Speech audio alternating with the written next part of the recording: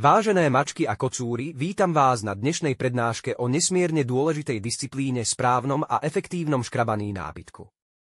Som profesor Maxík a v tejto oblasti mám roky skúseností. Poďme si teda prejsť základné pravidlá a techniky, ktoré z vás urobia skutočných majstrov. Prečo škrabať? Škrabanie nábytku nie je len obyčajná činnosť. Je to vyjadrenie našej umeleckej duše, spôsob, ako označiť teritórium a zároveň udržiavať naše pazúriky v špičkovej kondícii. Pamätajte, hladký pazúrik je nešťastný pazúrik. Výber správneho nábytku, nie každý kus nábytku si zaslúži našu vzácnu pozornosť.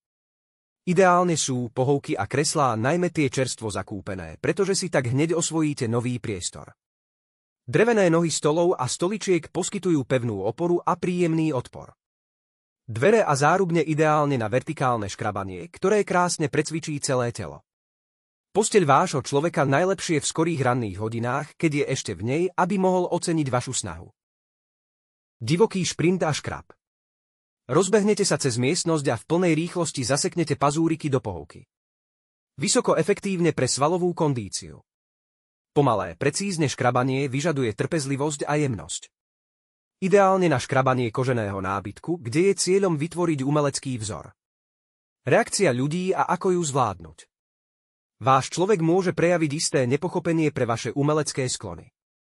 Ak začne kričať alebo vás presúvať k nejakému bezduchému škrabadlu, zachovajte pokoj. Očarujúci pohľad, prehodenie chvosta a následný návrat k dielu ho skôr či neskôr presvedčia o jeho nevyhnutnosti.